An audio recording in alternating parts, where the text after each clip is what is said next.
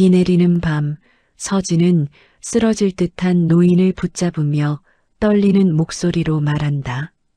제 전 재산이지만 꼭 약 사세요. 노인은 오래된 깊은 눈빛으로 서진을 바라보며 중얼거린다.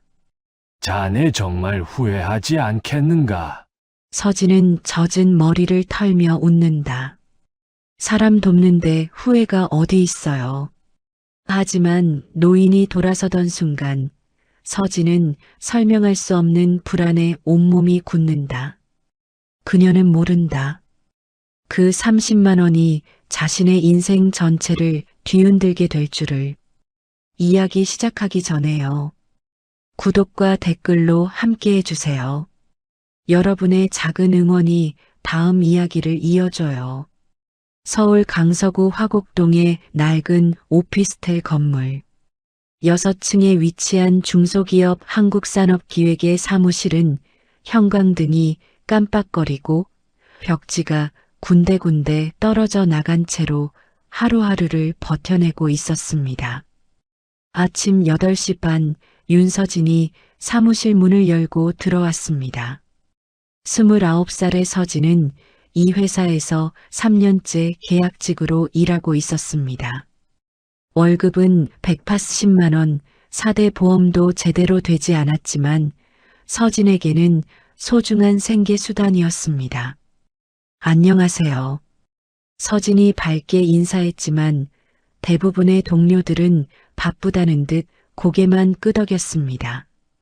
서진의 책상은 사무실 한쪽 구석에 있었습니다. 정직원들의 책상보다 작고 낡았지만 서진은 매일 깨끗하게 정리해서 사용했습니다. 책상 위에는 아버지 사진이 작게 놓여 있었습니다. 아버지, 오늘도 열심히 일할게요. 서진이 작은 소리로 중얼거렸습니다. 아버지는 현재 병원에 입원해 있었습니다. 당뇨 합병증으로 인한 심부전증이었고 매달 치료비가 50만 원씩 나갔습니다. 서진의 월급으로는 감당하기 어려운 금액이었지만 포기할 수는 없었습니다. 오전 9시 팀장 박상호가 서진의 책상으로 왔습니다. 서진 씨, 이 서류들 오늘까지 정리해 주세요. 박상호가 두툼한 서류 뭉치를 책상 위에 올렸습니다. 네, 알겠습니다. 서진이 고개를 숙이며 대답했습니다. 실수하면 안 돼요. 계약직이니까 더 신경 써야죠. 박상호가 의미심장하게 말했습니다. 서진은 가슴이 답답했지만 참았습니다. 아버지의 병 치료비로 대출이 쌓였고 통장 잔고는 늘 2자릿수였습니다. 그래서 더 조심스럽고 더 성실하게 살아야 했습니다. 점심시간이 되자 동료들은 하나둘씩 식당으로 향했습니다. 서진 씨, 같이 점심 먹을래요? 옆자리 김 대리가 물었습니다. 아니요, 괜찮아요. 저는 도시락 가져왔어요. 서진이 미소를 지으며 답했습니다. 사실 도시락은 어젯밤에 삶은 계란 2개와 김치만 들어있는 초라한 것이었습니다. 하지만 서진은 부끄러워하지 않았습니다. 옥상에 올라가서 혼자 점심을 먹는 동안 서진은 휴대폰으로 아버지께 안부 전화를 드렸습니다. 아버지, 오늘 컨디션은 어떠세요? 응, 괜찮다. 너는 밥은 먹고 다니니? 네, 잘 먹고 있어요. 걱정하지 마세요. 미안하다, 서진아. 아버지 때문에 고생이 많지? 무슨 말씀이세요? 아버지께서 저를 키워주셨는데 이제 제가 효도할 차례죠. 전화를 끊고 서진은 도시락을 마저 먹었습니다. 이번 달만 어떻게 버티면 다음 달엔 좀 나아지겠지. 하지만 현실은 그리 만만하지 않았습니다. 월세 60만 원, 아버지 병원비 50만 원, 최소한의 생활비까지 합치면 매달 적자였습니다. 신용카드로 버티고 있지만 한계가 점점 다가오고 있었습니다. 오후에는 거래처 자료 정리 업무가 기다리고 있었습니다. 서진은 컴퓨터 앞에 앉아 하나하나 꼼꼼히 입력했습니다. 서진 씨, 진도가 어때요? 박상우가 다시 서진의 책상으로 왔습니다. 절반 정도 끝났습니다. 오늘 안에 완료하겠습니다. 실수는 없겠죠? 이거 중요한 자료거든요. 네, 3번씩 확인하고 있습니다. 박상우가 떠나고 서진은 다시 작업에 집중했습니다. 동료들이 커피를 마시며 잡담을 나누는 소리가 들렸지만 서진은 신경 쓰지 않았습니다.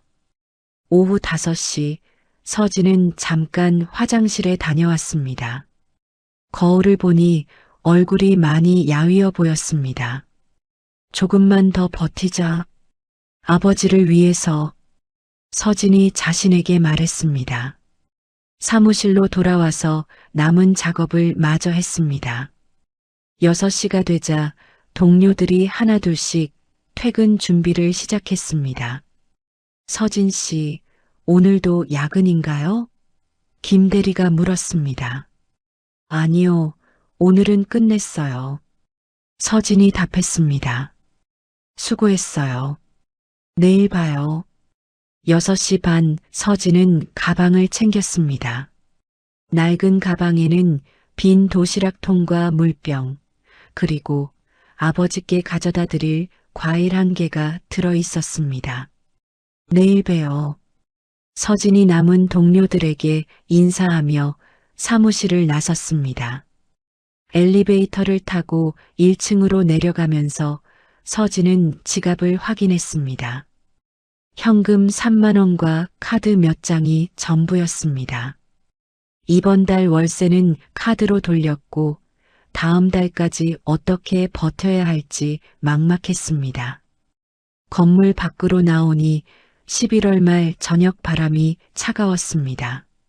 서진은 얇은 코트 깃을 세우며 지하철역으로 향했습니다. 지하철역까지는 걸어서 10분 정도 걸렸습니다. 길을 걸으며 서진은 오늘 하루를 돌아봤습니다. 특별할 것 없는 평범한 하루였지만 그래도 무사히 보낸 하루였습니다. 내일도 이런 하루가 이어질 것이고 언젠가는 상황이 나아질 거라고 믿고 있었습니다. 서진에게 회사는 일터이자 살아남기 위한 마지막 끈이었습니다. 지하철역으로 향하는 길에 갑자기 하늘에서 빗방울이 떨어지기 시작했습니다. 서진은 가방에서 우산을 꺼내려 했지만 어제 회사에 두고 온 것이 기억났습니다. 아, 우산을. 서진이 작게 한숨을 쉬었습니다. 비는 점점 거세져서 이제 제대로 된 소나기가 되었습니다. 서진은 급하게 지하철역 입구로 뛰었습니다. 하지만 이미 옷이 많이 젖어버렸습니다. 지하철역 입구 근처에는 벤치가 몇 개 있었습니다. 비를 피하려는 사람들로 붐비고 있었는데 그중 한쪽 구석에서 허름한 코트를 입은 노인이 벤치에 앉아 있었습니다. 노인은 70대 정도로 보였고 옷차림이 매우 초라했습니다. 코트는 여러 군데 헤어져 있었고 신발도 많이 낡아 보였습니다. 무엇보다 노인의 얼굴이 창백해서 몸이 아픈 것 같아 보였습니다.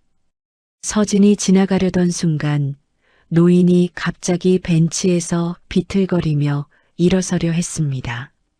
하지만 다리에 힘이 없는지 다시 주저앉았습니다. 서진이 걸음을 멈추고 노인을 바라봤습니다.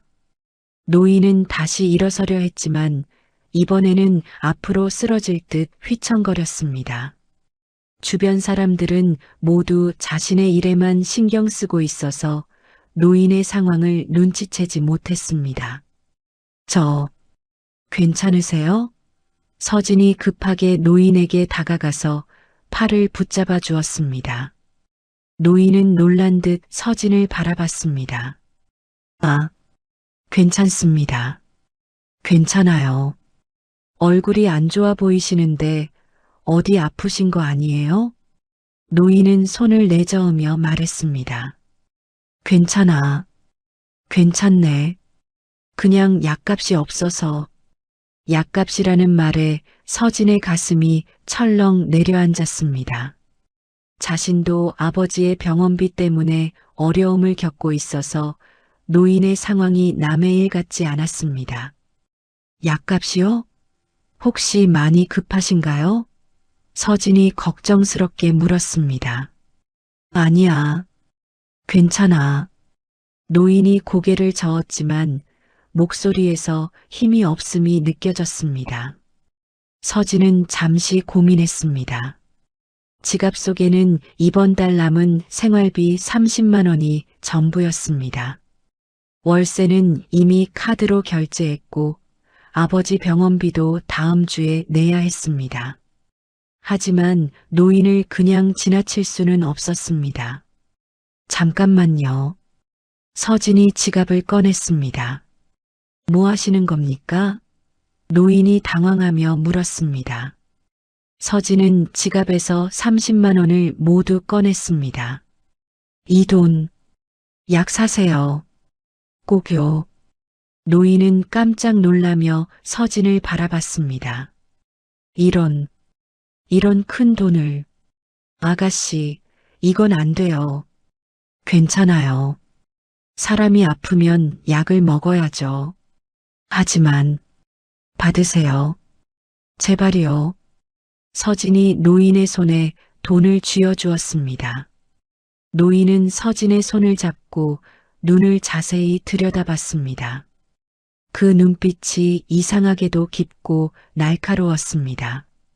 마치 서진의 마음속을 들여다보는 것 같았습니다. 자네, 후회하지 않을 텐가? 노인이 의미심장하게 물었습니다. 후회요? 사람이 사람을 돕는데 후회가 어디 있어요? 서진이 미소를 지으며 답했습니다. 노인은 한참 동안 서진을 바라봤습니다. 그리고 천천히 고개를 끄덕였습니다. 고맙습니다. 정말 고마워요. 노인이 진심 어린 목소리로 말했습니다. 천만에요. 빨리 약 사서 드세요. 그리고 몸조리 잘하시고요. 서진이 인사를 하고 돌아서려는 순간 노인이 다시 말을 걸었습니다. 아가씨 이름이 뭔가요? 윤서진입니다. 윤서진. 노인이 그 이름을 되뇌었습니다. 좋은 이름이군요. 꼭 기억해 두겠습니다. 네, 그럼 안녕히 가세요. 서진은 노인에게 마지막 인사를 하고 지하철역 안으로 들어갔습니다. 계단을 내려가면서 문득 뒤를 돌아보니 노인이 여전히 그 자리에 서서 서진을 바라보고 있었습니다. 지하철을 타고 집으로 가는 동안 서진은 마음 한구석에서 불안함을 느꼈습니다. 30만 원은 자신에게 정말 소중한 돈이었습니다. 이제 다음 월급날까지 어떻게 버텨야 할지 막막했습니다. 괜찮아. 어떻게든 되겠지. 서진이 자신을 달래며 중얼거렸습니다. 하지만 노인의 마지막 눈빛이 계속 마음에 걸렸습니다. 왜 그렇게 자신을 뚫어지게 쳐다봤을까? 그리고 후회하지 않을 텐가? 라는 말은 무슨 의미였을까? 집에 도착한 서진은 냉장고를 열어봤습니다. 남은 음식이 거의 없었습니다. 라면 2개와 계란 몇 개가 전부였습니다. 내일부터는 정말 절약해야겠다. 서진이 한숨을 쉬었습니다. 그날 밤 서진은 잠자리에 누워서도 계속 그 노인 생각이 났습니다. 과연 자신이 한 일이 옳았을까? 하지만 곧 마음을 다잡았습니다. 어려운 사람을 돕는 것에 후회할 이유는 없었습니다. 일주일이 지났습니다. 서진은 그동안 라면과 계란으로만 연명하며 어렵게 버텨왔습니다. 노인에게 준 30만 원 때문에 생활이 더욱 팍팍해졌지만 후회하지는 않았습니다. 월요일 아침 평소와 같이 8시 반에 출근하던 서진은 회사 건물 앞에서 이상한 광경을 목격했습니다.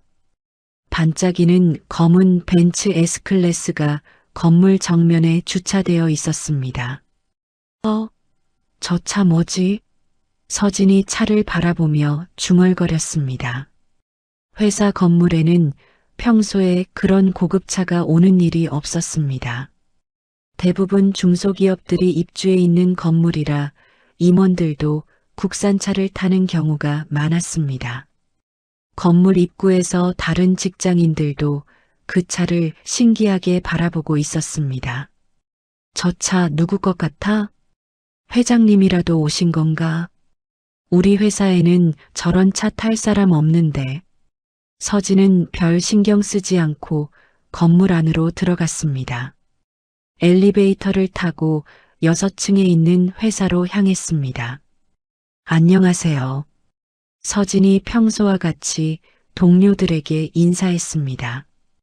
그런데 사무실 분위기가 평소와 달랐습니다. 직원들이 웅성거리며 뭔가 흥분해 있었습니다. 서진 씨 들었어요? 옆자리 김대리가 서진에게 다가왔습니다. 뭐요? 오늘 회사에 중요한 손님이 오신다는 소문이 있어요.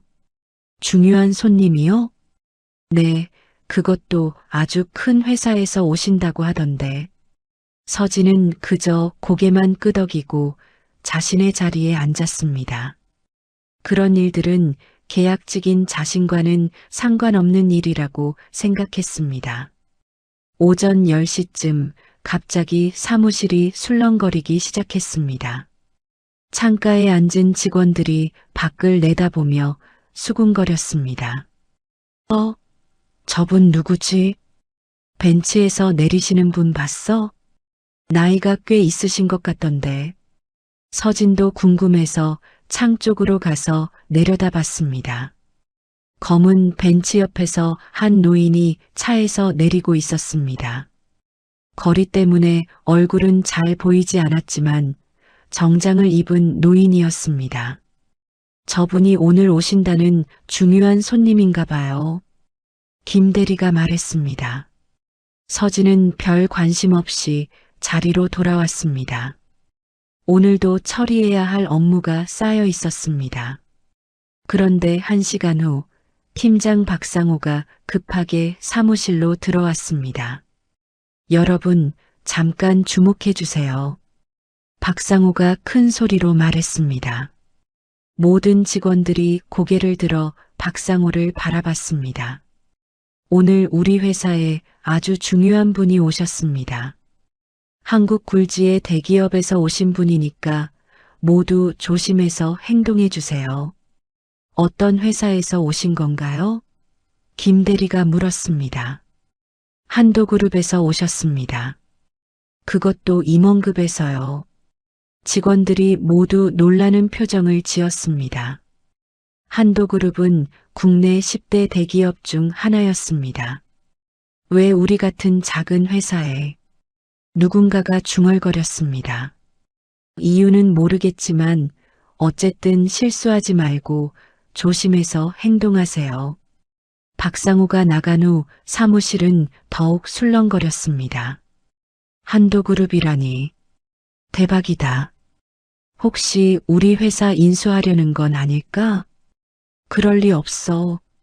우리 같은 작은 회사를. 서진은 그런 대화들을 들으면서도 자신의 일에만 집중했습니다. 어차피 그런 큰 일들은 자신 같은 계약직과는 무관한 일이었습니다. 점심시간이 되자 서진은 평소처럼 옥상으로 올라갔습니다. 오늘도 라면 하나가 점심이었습니다. 돈이 없어서 편의점에서 가장 싼 라면을 샀습니다. 옥상에서 라면을 먹으며 서진은 일주일 전 노인을 도왔던 일을 생각했습니다. 경제적으로는 힘들어졌지만 그래도 옳은 일을 했다는 생각에 마음은 편했습니다. 오후 2시쯤 갑자기 사무실에 긴장감이 돌았습니다. 한도그룹에서 온 임원이 회사 내부를 둘러보러 온다는 소식이 들렸습니다. 모두 자리 정리하고 열심히 일하는 모습 보여주세요. 박상우가 지시했습니다. 직원들이 모두 긴장하며 업무에 집중하는 척했습니다. 서진도 평소보다 더 바른 자세로 앉아서 컴퓨터 작업을 했습니다. 그때 사무실 문이 열리며 회사 사장과 함께한 노인이 들어왔습니다. 서진이 고개를 들어 그 노인을 보는 순간 온몸이 얼어붙었습니다. 어르신? 서진이 작은 소리로 중얼거렸습니다. 일주일 전 지하철역에서 만났던 바로 그 노인이었습니다. 하지만 지금은 완전히 다른 모습이었습니다. 고급 정장을 입고 당당한 자세로 서 있었습니다. 노인도 서진을 발견하고 천천히 미소를 지었습니다. 윤서진 씨, 잠깐 나와서 이야기 좀 하겠습니까? 사무실 전체가 조용해졌습니다. 모든 직원들의 시선이 서진에게 집중되었습니다. 사무실 전체가 숨을 죽인 채 조용해졌습니다. 모든 직원들의 시선이 서진에게 집중되었고 서진은 당황해서 어떻게 해야 할지 몰랐습니다. 저를요? 서진이 떨리는 목소리로 물었습니다. 노인은 온화한 미소를 지으며 고개를 끄덕였습니다. 네, 윤서진 씨. 잠깐 이야기할 시간이 있나요? 박상호 팀장이 놀란 표정으로 서진과 노인을 번갈아 봤습니다. 서진 씨가 이분을 아시는 건가요? 아, 네. 잠깐 뵌 적이 있습니다. 서진이 어색하게 답했습니다. 직원들이 수군거리기 시작했습니다. 서진 씨가 한도그룹 임원을 안다고? 어떻게 알게 된 거지? 계약직이 그런 분을 알 리가 없는데. 회사 사장이 당황하며 앞으로 나왔습니다. 부회장님, 저희 직원이 신뢰를 범한 건 아니겠죠? 부회장? 서진이 깜짝 놀라며 노인을 바라봤습니다. 노인은 조용히 말했습니다. 신뢰는 무슨, 오히려 제가 고마움을 표하고 싶어서 왔습니다. 사장과 박상호, 그리고 모든 직원들이 더욱 당황했습니다. 한도그룹의 부회장이 계약직 직원에게 고마움을 표한다는 것이 믿어지지 않았습니다. 그럼 밖에서 이야기할까요? 노인이 서진에게 말했습니다. 네. 서진이 일어나며 대답했습니다. 두 사람이 사무실을 나가자 직원들의 웅성거림이 더욱 커졌습니다. 대체 뭔 일이지? 서진 씨가 부회장을 어떻게 아는 거야? 혹시 무슨 특별한 배경이라도 있는 건가?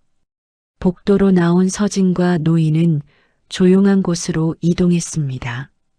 노인이 향한 곳은 회사 건물 맨 위층이었습니다.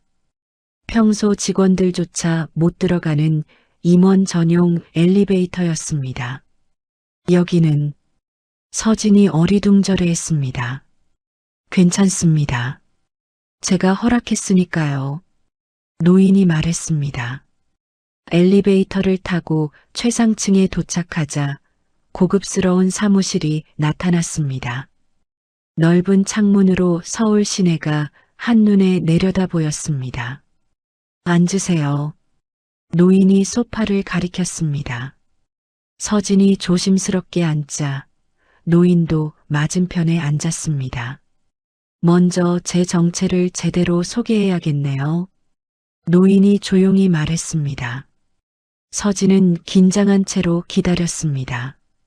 저는 한도그룹의 부회장 한도연입니다. 그리고 노인이 잠시 말을 멈췄습니다.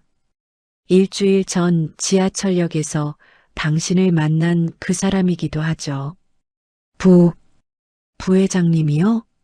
서진이 믿을 수 없다는 표정을 지었습니다. 그럼 그날 노숙하던 분이 도연이 고개를 끄덕였습니다. 그것도 저였습니다. 하지만 왜 그런 모습으로 도연이 창밖을 바라보며 설명했습니다. 저는 가끔 일반인들의 진짜 모습을 보기 위해 그런 변장을 합니다. 사람들이 돈과 지위를 보고 대하는 것이 아니라 진짜 마음을 보고 싶어서요. 서진은 여전히 혼란스러워했습니다. 그날 당신이 건넨 30만 원. 그것은 돈이 아니라 마음을 본 것입니다. 도연이 서진을 바라보며 말했습니다. 제가 뭘 그리 대단한 일을. 서진이 당황하며 말했습니다. 대단한 일입니다. 자신도 어려운 상황에서 타인을 도울 수 있는 마음, 그것이 진짜 가치죠. 그때 문이 열리며 박상우가 들어왔습니다. 허락도 없이 들어온 것이었습니다. 부회장님 죄송합니다. 박상우가 급하게 말했습니다. 저희 직원이 부회장님께 무슨 신뢰를. 도연의 표정이 차가워졌습니다. 누가 들어오라고 했습니까? 그게. 박상우가 당황했습니다. 그리고 이 직원이 무슨 신뢰를 범했다는 겁니까? 박상우가 서진을 노려보며 말했습니다. 부회장님, 이 직원은 계약직에 불과합니다. 감정에 휘둘릴 필요 없으시겠죠? 서진의 얼굴이 빨갛게 달아올랐습니다. 계약직이라는 말에 상처를 받았습니다. 도연이 일어서며 차가운 목소리로 말했습니다. 계약직이면 어떻습니까? 사람의 가치가 고용 형태로 결정되는 건가요? 그게 아니라. 박상우가 변명했습니다. 나가세요. 지금 당장요. 도연이 단호하게 말했습니다. 박상우는 어쩔 수 없이 사무실을 나갔지만 서진을 원망하는 눈빛을 보냈습니다. 문이 닫히고 나자 도연이 서진에게 말했습니다. 죄송합니다. 불쾌한 일을 겪게 해서요. 괜찮습니다. 서진이 작은 목소리로 답했습니다. 하지만 서진의 마음은 복잡해지기 시작했습니다. 이 만남으로 인해 회사에서 자신의 입지가 어떻게 될지 걱정되었습니다. 도연은 서진의 표정을 보며 무언가를 깨달은 듯 했습니다. 도연과의 대화가 끝나고 서진이 사무실로 돌아왔을 때 분위기가 완전히 달라져 있었습니다. 모든 직원들이 서진을 바라보는 눈빛이 예전과 달랐습니다. 호기심, 의심, 그리고 질투가 섞인 시선들이었습니다. 서진 씨, 어떤 이야기 하고 오셨어요? 김 대리가 조심스럽게 물었습니다. 그냥 개인적인 이야기였어요. 서진이 어색하게 답하며 자리에 앉았습니다. 하지만 서진의 답변은 오히려 더 많은 의구심을 불러일으켰습니다. 계약직 직원이 한도그룹 부회장과 개인적인 이야기를 한다는 것이 믿어지지 않았기 때문입니다. 점심시간이 되자 사무실 곳곳에서 수군거림이 시작되었습니다. 서진 씨가 정말 부회장을 안다는 거야? 계약직이 그런 분을 어떻게 알아? 혹시 뭔가 특별한 관계인 건 아닐까? 서진은 이런 대화들을 들으며 마음이 무거워졌습니다. 옥상에서 혼자 점심을 먹으려 했지만 식욕이 없었습니다. 오후가 되자 박상우가 서진을 별도로 불렀습니다. 서진 씨, 회의실로 좀 와봐요. 박상우의 목소리가 평소보다 차갑게 느껴졌습니다. 회의실에서 박상우는 서진을 노려보며 말했습니다. 도대체 부회장님과 무슨 관계예요? 특별한 관계 아닙니다. 우연히 도움을 드린 적이 있어서. 도움? 박상호가 비웃었습니다. 계약직이 한도그룹 부회장한테 무슨 도움을 줄 수 있다는 거죠? 정말 그냥 작은 도움이었어요. 서진 씨, 저한테 거짓말하지 마세요. 분명히 뭔가 있을 거 아니에요. 박상호는 서진이 어떤 배경이 있어서 부회장과 연결되어 있다고 의심했습니다. 그리고 그것이 자신의 입지를 위협할 수 있다고 생각했습니다. 그날 오후부터 회사 전체에 소문이 돌기 시작했습니다.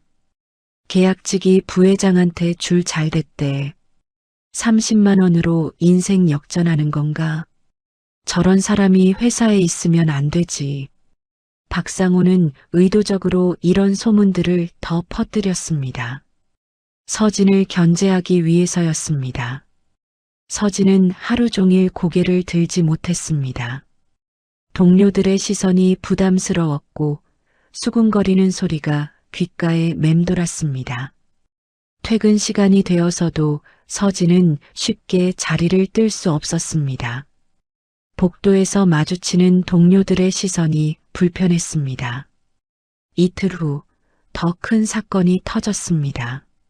서진이 도연의 차에 타는 모습이 누군가에 의해 촬영되어 회사 내부 단체 채팅방에 올라온 것입니다. 사진에는 서진이 검은 벤츠에 타는 모습이 선명하게 찍혀 있었습니다. 채팅방은 순식간에 난리가 났습니다.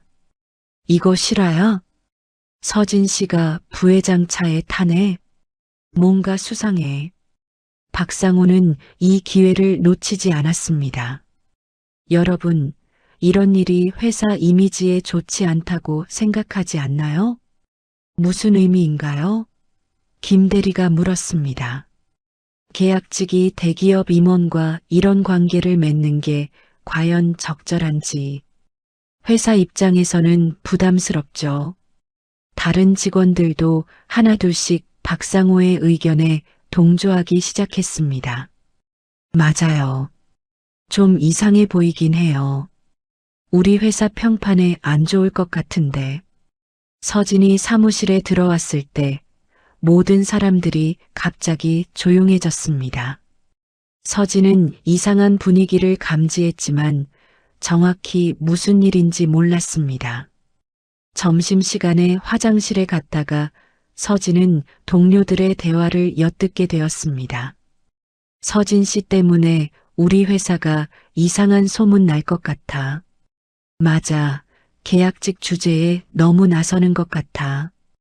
부회장이랑 뭔 관계인지 모르겠지만 우리한테는 좋을 게 없지. 서진은 충격을 받았습니다. 자신이 아무 잘못도 하지 않았는데 이런 오해를 받고 있다는 것이 억울했습니다. 오후에 박상호가 서진을 다시 불렀습니다.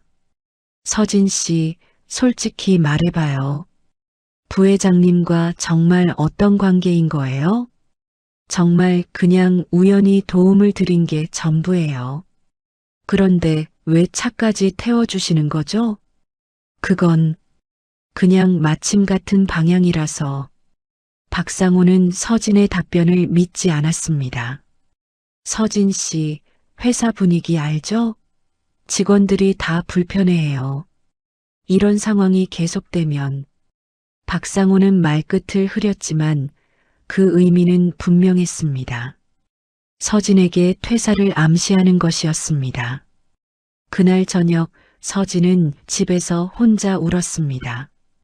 선한 마음으로 한 일이 이렇게 큰 문제가 될 줄 몰랐습니다. 휴대폰에는 도연에게서 온 문자가 있었습니다.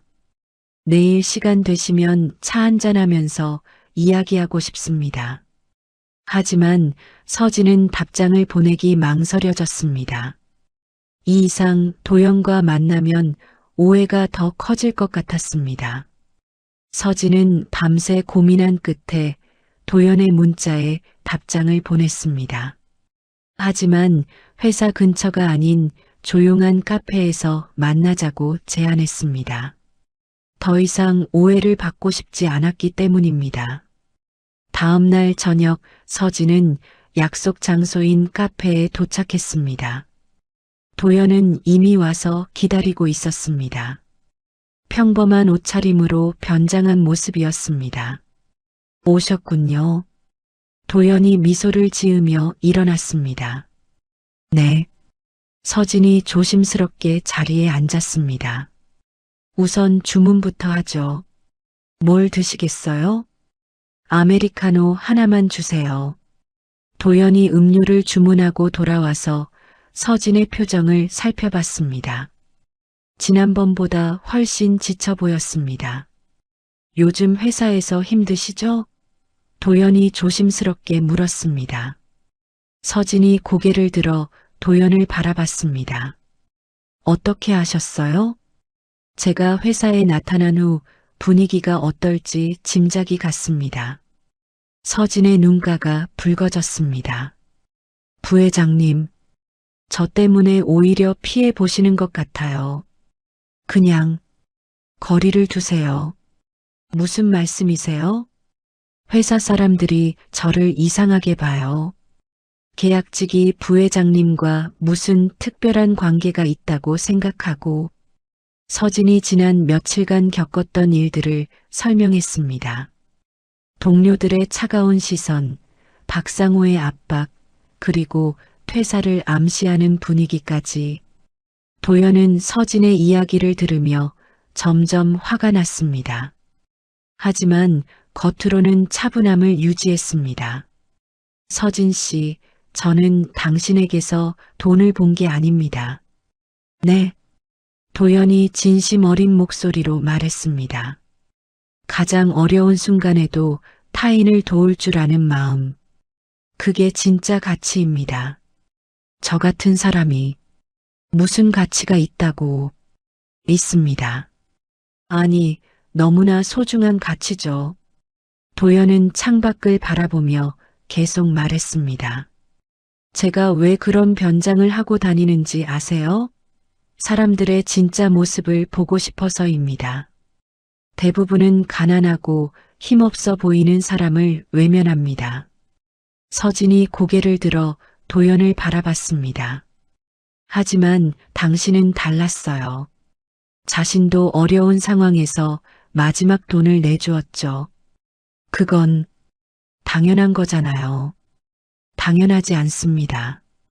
요즘 세상에 그런 사람이 얼마나 될까요? 도연이 서진의 손을 바라보며 말했습니다.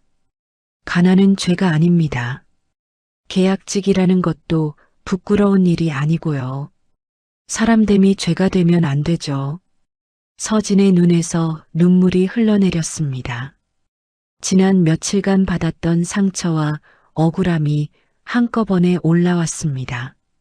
하지만 저는 정말 아무것도 아닌 사람이에요. 계약직이고 가난하고 그런 것들이 사람의 가치를 결정하지 않습니다. 도연이 서진을 바라보며 단호하게 말했습니다.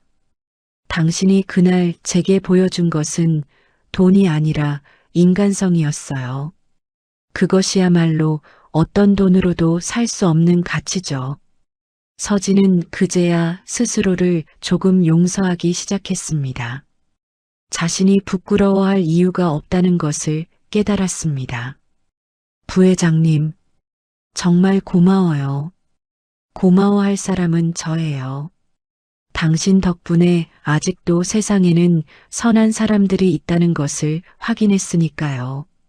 도연이 잠시 생각에 잠기더니 말했습니다. 서진 씨, 혹시 이직 생각 있으세요? 이직이요? 네, 더 좋은 조건의 회사로요. 서진이 당황하며 손을 흔들었습니다. 저는 그럴 능력이 없어요. 능력은 충분합니다. 다만 기회가 없었을 뿐이죠. 하지만 생각해 보세요. 지금 회사에서 받는 스트레스를 감내하면서까지 거기 있을 이유가 있나요? 서진은 고민에 빠졌습니다. 정말로 지금 회사를 떠날 수 있을까요? 아버지 병원비 때문에 수입이 끊기면 안 돼요. 그런 걱정은 하지 마세요. 제가 책임지겠습니다. 아니에요. 그럴 수는 없어요. 서진이 급하게 말했습니다. 도연의 호의에 감사했지만 그렇게 신세를 질 수는 없었습니다. 그럼 정당한 대가를 받고 일하는 것은 어때요? 정당한 대가요? 네, 당신의 능력에 맞는 대우를 받으면서 일하는 거죠. 도연의 제안을 들으며 서진은 새로운 희망을 느꼈습니다. 하지만 동시에 두려움도 있었습니다. 저 정말 할 수 있을까요? 할 수 있습니다. 제가 보증하죠. 두 사람은 한참 동안 대화를 나눴습니다. 도연은 서진에게 용기를 주었고 서진은 조금씩 자신감을 되찾기 시작했습니다. 다음 날 아침 도연은 서진과의 약속대로 한국산업기획회사를 다시 방문했습니다. 이번에는 전 직원 회의를 소집하라고 요청했습니다. 오전 10시 회의실에 모든 직원들이 모였습니다. 도연이 들어오자 모든 사람들이 긴장한 기색을 보였습니다. 오늘 한 가지를 분명히 하려고 왔습니다. 도연이 단호한 목소리로 말문을 열었습니다. 박상호가 앞자리에서 비웃는 표정을 지었습니다. 부회장님, 계약직 하나 때문에 이렇게까지 하실 필요가. 조용히 하세요. 도연이 날카롭게 말을 끊었습니다. 회의실이 순간 정적에 휩싸였습니다. 박상호의 얼굴이 굳어졌습니다. 도연은 모든 직원들을 둘러보며 크게 말했습니다. 이 회사는 가난한 사람을 무시하는 회사입니까? 약한 사람을 짓밟는 사람을 중용하는 회사입니까? 직원들이 숨을 삼키며 서로를 바라봤습니다. 아무도 대답하지 못했습니다. 윤서진 씨를 모함하고 괴롭힌 사람, 지금 당장 나와서 사과하세요. 박상호가 얼굴을 붉히며 일어났습니다. 부회장님, 모함이라니요. 저희는 그냥 뭡니까? 회사 질서를 위해서 한 일입니다. 계약직이 감히. 도연의 눈빛이 차가워졌습니다. 계약직이 감히 뭡니까? 사람으로서 기본적인 예의도 받을 자격이 없다는 말입니까? 그게 아니라 그때 도연이 가방에서 서류 뭉치를 꺼냈습니다. 박상호 씨, 이게 무엇인지 아세요? 박상호의 얼굴이 창백해졌습니다. 이것은 당신이 서진 씨에 대한 허위 소문을 퍼뜨린 증거입니다. 도연이 서류를 들어보이며 계속 말했습니다. 사내 메신저에서 악의적인 소문을 퍼뜨리고 동료들을 선동해서 한 사람을 집단으로 괴롭힌 증거들이 모두 여기에 있습니다. 직원들 사이에서 탄식이 터졌습니다. 박상호는 어떻게 대답해야 할지 몰라 입만 벌린 채 서 있었습니다. 그리고 도연이 다른 서류를 꺼냈습니다. 회사 기밀을 유출하려던 것도 모두 기록되어 있네요. 뭐라고요? 회사 사장이 깜짝 놀라며 일어났습니다. 박상호 씨가 경쟁업체에 우리 회사 정보를 팔려고 했던 증거입니다. 박상호가 완전히 당황하며 변명했습니다. 그건 오해입니다. 오해가 아닙니다. 모든 증거가 여기에 있어요. 도연이 서류를 사장에게 건네주었습니다. 사장이 서류를 보더니 경악한 표정을 지었습니다. 박상호, 이게 사실이야? 사장이 소리쳤습니다. 박상호는 더 이상 변명할 수 없었습니다. 모든 증거가 너무나 명확했습니다. 저는 당신은 서진 씨를 괴롭히면서 정작 자신이 회사를 배신하고 있었군요. 도연이 차갑게 말했습니다. 직원들이 모두 박상호를 비난하는 시선으로 바라봤습니다. 지금까지 박상호의 말에 동조했던 사람들도 부끄러워했습니다. 도연이 모든 직원들을 바라보며 말했습니다. 여러분, 사람을 판단할 때 무엇을 기준으로 해야 할까요? 고용 형태입니까? 경제적 상황입니까? 아무도 대답하지 않았습니다. 아니면 그 사람의 인품과 마음가짐입니까? 김 대리가 조심스럽게 손을 들었습니다. 인품이 중요하다고 생각합니다. 맞습니다. 윤서진 씨는 어려운 상황에서도 타인을 도울 줄 아는 사람입니다. 반면 박상호 씨는 어떤가요? 박상호가 고개를 떨군 채 아무 말도 하지 못했습니다. 앞으로 이 회사에서 이런 일이 다시 일어나면 안 됩니다. 사람을 외모나 지위로 판단하지 마세요. 회사 사장이 일어서서 말했습니다. 부회장님 말씀이 맞습니다. 저희가 잘못했습니다. 그리고 박상호 씨, 도연이 박상호를 바라봤습니다. 네. 당신은 오늘부로 이 회사와의 관계를 정리하세요. 박상호가 절망적인 표정을 지었습니다. 부회장님, 제발. 이미 결정된 일입니다. 회의가 끝나고 직원들이 하나둘씩 나가면서 서진에게 사과했습니다. 서진 씨, 미안했어요. 저희가 잘못 생각했네요. 앞으로는 이런 일 없을 거예요. 서진은 동료들의 사과를 받으며 마음이 복잡했습니다. 기쁘면서도 한편으로는 아직 믿기지 않았습니다. 도연이 서진에게 다가와서 말했습니다. 이제 마음 편하게 일할 수 있겠네요. 네. 정말 고마워요. 고마워할 일이 아닙니다.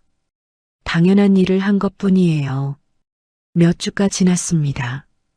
박상호가 회사를 떠난 후 분위기가 완전히 달라졌습니다. 동료들은 서진을 예전과 다르게 대했고 더 이상 계약직이라는 이유로 무시하거나 차별하지 않았습니다. 어느 금요일 오후 도연이 다시 회사를 방문했습니다. 이번에는 서진을 별도로 만나기 위해서였습니다. 서진 씨, 잠깐 이야기할 시간 있나요? 도연이 정중하게 말했습니다. 네, 물론이죠. 서진이 답했습니다. 두 사람은 조용한 회의실로 이동했습니다. 도연이 서류 봉투 하나를 서진에게 내밀었습니다. 이게 뭔가요?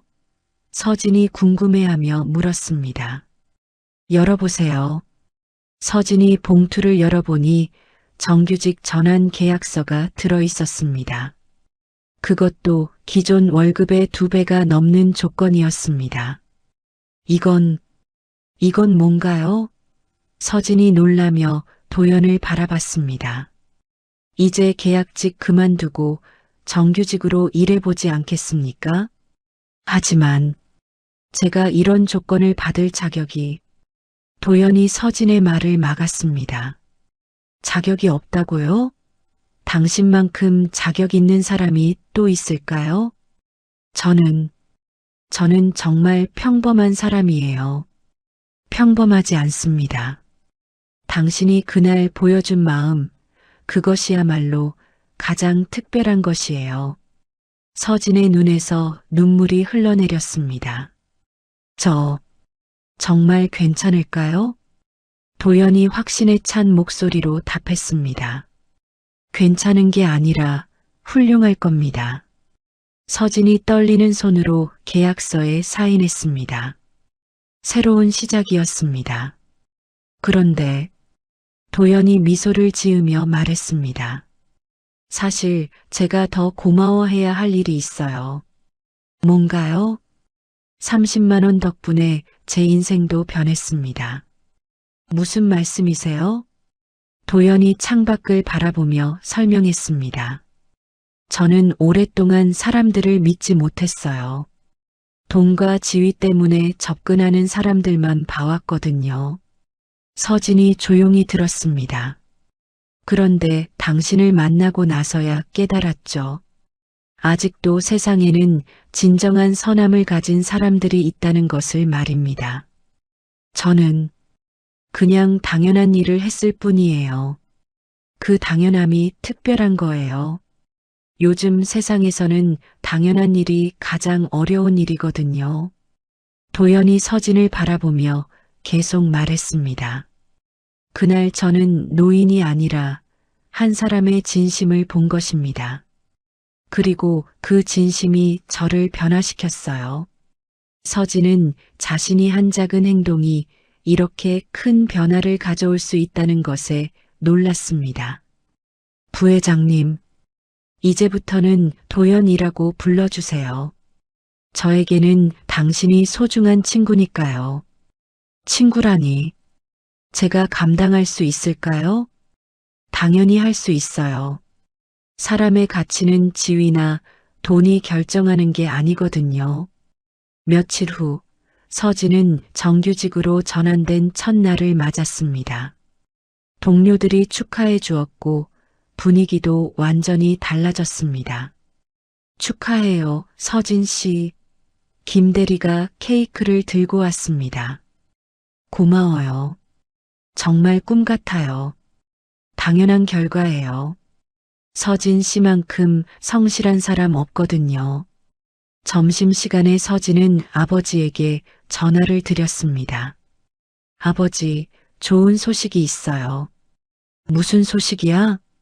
저 정규직 됐어요. 그것도 월급이 많이 올랐어요. 정말이냐? 우리 딸이 그렇게 열심히 일한 보람이 있구나. 이제 아버지 치료비 걱정 안 하셔도 돼요. 고맙다, 서진아.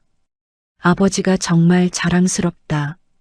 전화를 끊고 서진은 행복한 미소를 지었습니다. 그날 저녁, 도연이 서진을 저녁 식사에 초대했습니다. 오늘은 축하하는 날이니까 맛있는 것 먹어요. 도연이 말했습니다. 너무 부담스러워요. 부담스러워하지 마세요. 친구끼리 밥 먹는 건 자연스러운 일이죠. 식사를 하면서 서진은 도연에게 물었습니다. 정말 신기해요. 30만 원이 이렇게 큰 변화를 가져올 줄 몰랐어요. 돈이 기적을 만든 게 아니에요. 당신의 마음이 기적을 만든 거죠. 제 마음이요? 네, 어려운 상황에서도 타인을 생각하는 마음. 그것이 진짜 기적이었어요. 도연이 서진을 바라보며 말했습니다. 서진 씨, 앞으로도 그 마음 잃지 마세요. 그것이 당신의 가장 큰 재산이니까요. 네, 절대 잊지 않을게요. 서진은 진심으로 대답했습니다. 그리고 도연이 미소를 지었습니다. 저도 서진 씨 같은 사람이 되고 싶어요. 저 같은 사람이요? 네, 진정한 선함을 가진 사람 말입니다. 서울의 차가운 겨울 바람이 불었지만 서진의 마음은 따뜻했습니다. 작은 선행이 가져온 기적적인 변화를 경험하며 서진은 새로운 삶을 향해 한 걸음씩 나아가고 있었습니다. 그리고 도연 역시 서진을 통해 진정한 인간의 가치가 무엇인지 다시 한번 깨닫게 되었습니다. 30만 원이라는 작은 돈이 만들어낸 아름다운 변화였습니다. 귀한 시간 내어 이 영상을 함께 해주셔서 진심으로 감사합니다. 여러분의 한 번 시청, 한 줄 댓글이 저에게 큰 힘이 됩니다. 앞으로도 마음을 어루만지는 이야기로 보답드리겠습니다. 항상 건강하시고 따뜻한 하루 보내세요. 호텔 로비를 가르며 울린 한 번의 폭음, 찰싹. 서연은 뺨을 감싸 쥐고 바닥에 무릎을 꿇었다. 그녀 앞에서 유라는 차갑게 속삭였다. 내가 감히 민혁이를 넘봐? 직원들은 아무도 나서지 못한 채 공기만 얼어붙었다. 그때 시어머니 영란의 발걸음이 천천히 로비를 가르기 시작했다. 이야기 시작하기 전에요. 구독과 댓글로 함께 해주세요. 여러분의 작은 응원이 다음 이야기를 이어줘요. 서울 강남구 청담동에 위치한 그랜드 센트럴 호텔. 지상 20층, 객실 300개를 자랑하는 이 5성급 호텔의 최고 경영자는 김영란이었습니다. 62살의 나이에도 불구하고 여전히 단정하고 우아한 모습을 유지하고 있는 영란은 매일 아침 7시에 호텔에 출근하는 것이 일상이었습니다. 오늘도 좋은 하루입니다. 영란이 호텔 로비에 들어서며 프런트 데스크 직원들에게 밝게 인사했습니다. 사장님, 안녕하십니다. 직원들이 일제히 허리를 굽혀 인사했습니다. 영란은 품위, 절제, 예의를 중시하며 살아온 여자였습니다. 남편을 일찍 여의고 혼자서 아들 민혁을 키우며 이 호텔을 일궈낸 강인한 여성이었습니다. 하지만 동시에 따뜻한 마음을 가진 어머니이기도 했습니다. 엘리베이터를 타고 사무실로 향하던 영란에게 비서인 김 과장이 다가왔습니다. 사장님, 오늘 오전 스케줄 확인해 드릴까요? 네, 말씀해 주세요. 10시에 부서별 회의가 있고 11시에는 신규 직원 면접이 예정되어 있습니다. 그리고 오후 2시에는 본사 임원진과의 미팅이 있습니다. 알겠습니다. 회의 자료는 준비되었나요? 네, 모두 준비 완료되었습니다. 사무실에 도착한 영란은 책상 위에 놓인 가족 사진을 바라봤습니다. 외아들 민혁과 함께 찍은 작년 생일 사진이었습니다. 35살이 된 민혁은 현재 대기업에서 부장으로 일하고 있었고 영란에게는 세상에서 가장 소중한 존재였습니다. 민혁이도 이제 결혼할 나이인데 영란이 사진을 바라보며 혼잣말했습니다. 최근 민혁이 진지하게 교제하고 있는 여자친구가 있다고 했습니다. 박서연이라는 31살의 여성으로 민혁이 결혼을 생각하고 있다고 말했습니다. 며칠 전 영란은 서연을 처음 만났습니다. 민혁이 엄마 소개하고 싶은 사람이 있어라며 데려온 여자였습니다. 안녕하세요. 박서연입니다. 서연이 정중하게 인사했을 때의 모습이 기억났습니다. 화려하지도 뻔뻔하지도 않은 조용한 여자였습니다. 말수는 적었지만 예의 바르고 차분한 인상이었습니다. 첫인상은 나쁘지 않았지만 영란은 늘 신중했습니다. 사람은 오래 보고 천천히 판단해야지. 영란이 자신에게 되뇌었습니다. 오전 회의에서 영란은 각 부서의 실적을 점검했습니다. 지난달 객실 점유율은 어떻게 되나요? 영란이 객실 관리팀장에게 물었습니다. 92%입니다. 전월 대비 3% 증가했습니다. 좋습니다. 고객 만족도 조사 결과는 어떤가요? 평점 4.7점으로 매우 양호합니다. 특히 직원 서비스에 대한 평가가 높았습니다. 영란은 만족스럽게 고개를 끄덕였습니다. 모든 직원들이 노력해준 덕분이네요. 계속 이런 수준을 유지해 주세요. 회의 후 영란은 평소처럼 호텔 각 층을 돌며 점검하기 시작했습니다. 로비, 레스토랑, 연회장까지 하나하나 직접 확인하는 것이 영란의 습관이었습니다. 로비에서 영란은 프런트 데스크 직원과 대화를 나눴습니다. 오늘 체크인 현황은 어떤가요? 현재까지 순조롭게 진행되고 있습니다. 특별한 문제사항은 없습니다. 손님들의 불편사항은 접수된 게 있나요? 아직까지는 없습니다. 모든 직원들이 세심하게 신경 쓰고 있어서요. 영란은 로비를 천천히 걸으며 손님들의 모습을 관찰했습니다. 외국인 관광객 가족이 체크인을 하고 있었고 비즈니스 미팅을 위해 온 사업가들이 로비 소파에서 대화를 나누고 있었습니다. 모든 것이 평화롭네. 영란이 마음속으로 생각했습니다. 점심시간에 영란은 호텔 레스토랑에서 식사를 했습니다. 평소 건강을 위해 가벼운 식단을 선호하는 영란은 샐러드와 연어 스테이크를 주문했습니다. 식사 중에 휴대폰이 울렸습니다. 민혁에게서 온 전화였습니다. 엄마, 안녕하세요. 응, 민혁아. 무슨 일이야? 오늘 저녁에 서연이랑 같이 호텔로 갈게요. 서연이가 어머니께 정식으로 인사드리고 싶다고 해서요. 영란의 얼굴에 미소가 번졌습니다. 그래, 좋아. 몇 시쯤 올 거야? 7시쯤 갈 예정이에요. 알겠어. 기다리고 있을게. 전화를 끊고 영란은 기분이 좋아졌습니다.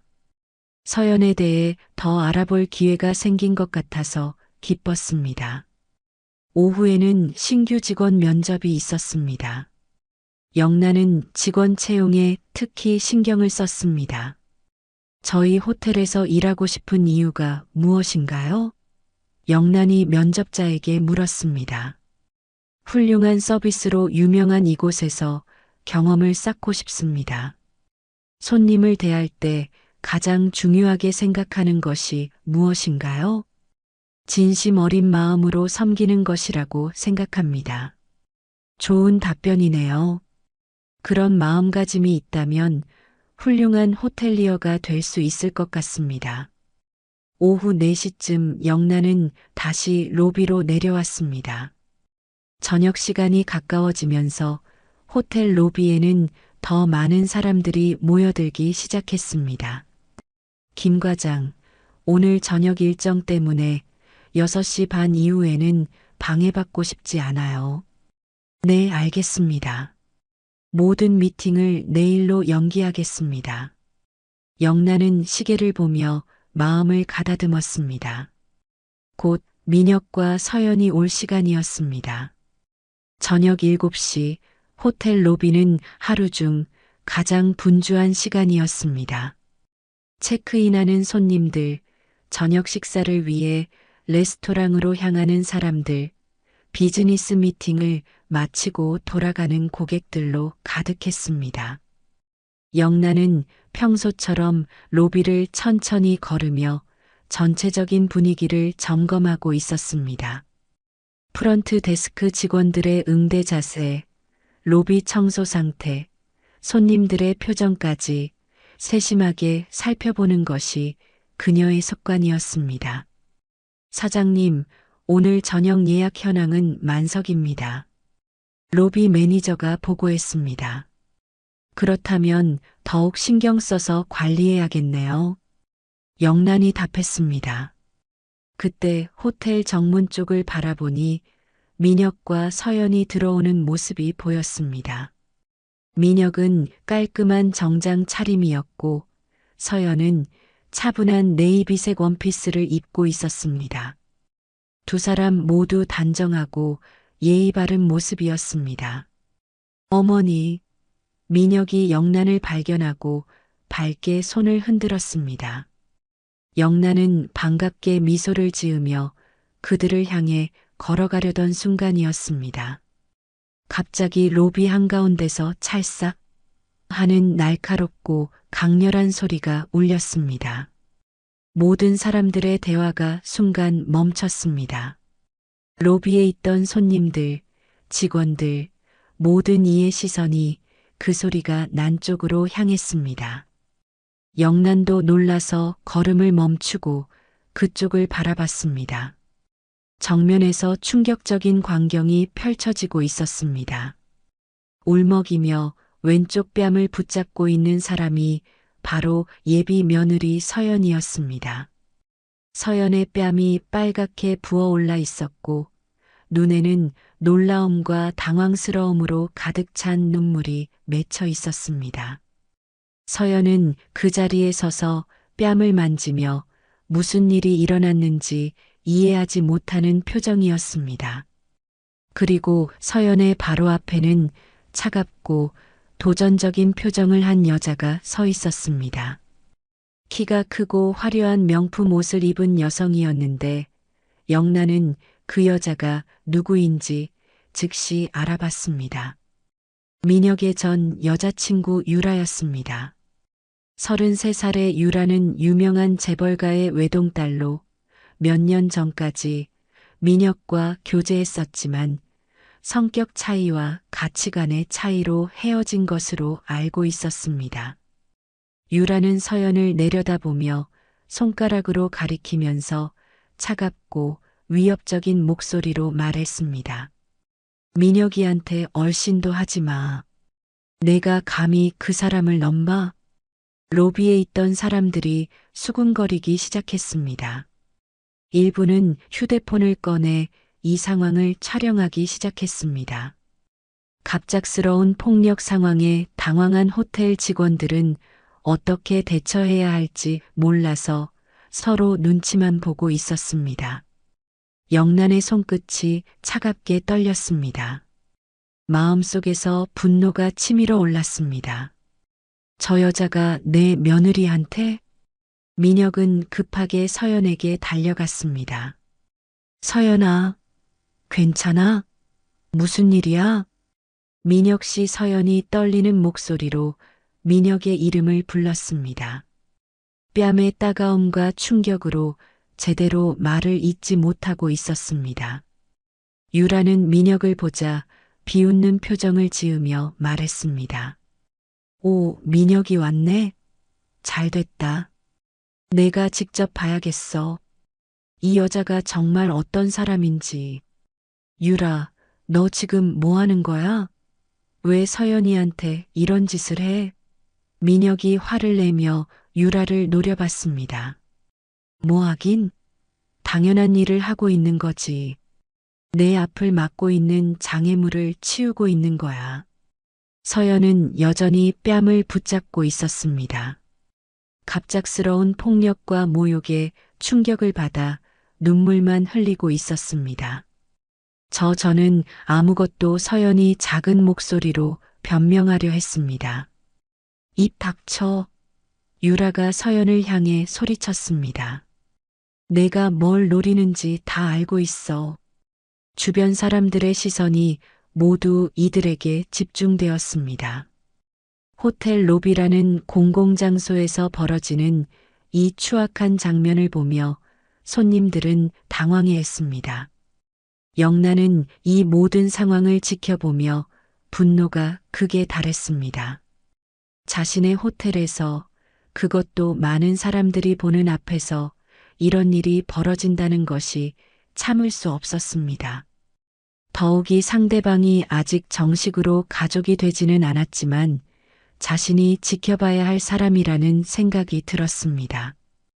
프런트 데스크 직원들이 수군거리며 상황을 지켜보고 있었고 로비 매니저는 영란의 눈치를 보며 어떻게 해야 할지 망설이고 있었습니다.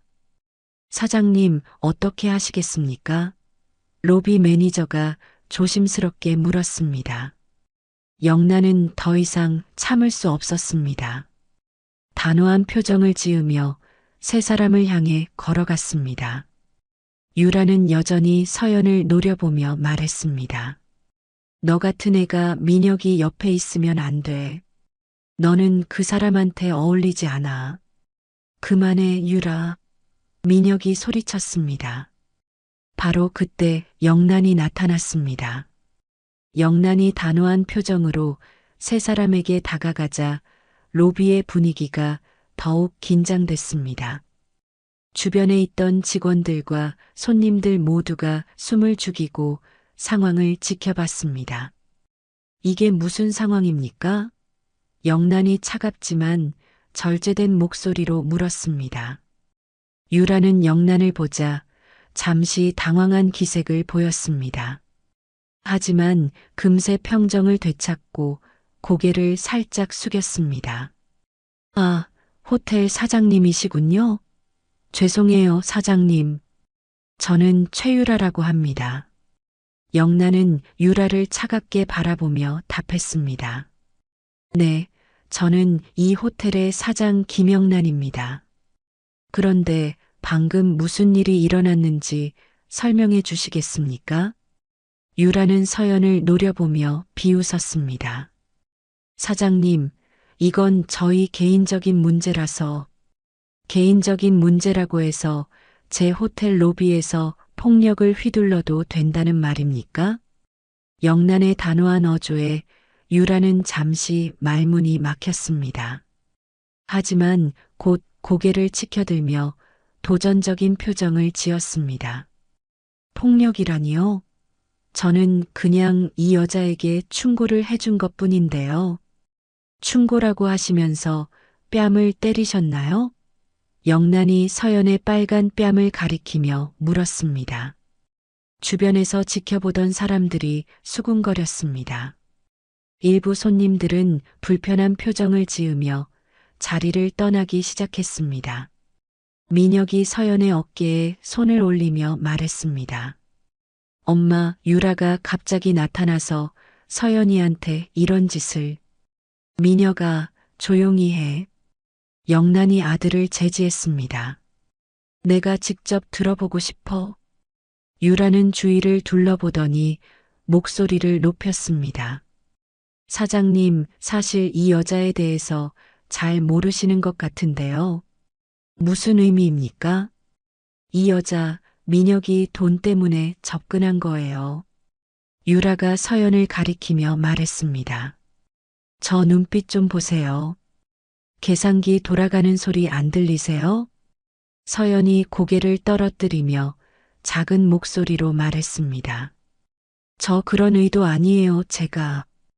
또 변명하네. 유라가 서연을 향해 소리쳤습니다. 영란의 가슴 속에서 오래 잠들어 있던 분노라는 감정이 꿈틀거렸습니다. 하지만 동시에 의구심도 생겼습니다. 과연 서연이 어떤 사람일까? 정말 순수한 마음으로 민혁을 만나는 것일까? 말을 더하기 전에 당신이 방금 한 짓에 대한 설명부터 하세요. 영란이 유라를 향해 단호하게 말했습니다. 유라는 당황했지만 금세 고개를 치켜들었습니다. 사장님, 저는 민혁이를 정말 사랑해요. 그리고 이 여자가 민혁이를 이용하려 한다는 확실한 증거가 있어요. 증거라고 하시면? 유라가 가방에서 스마트폰을 꺼냈습니다. 여기 있어요.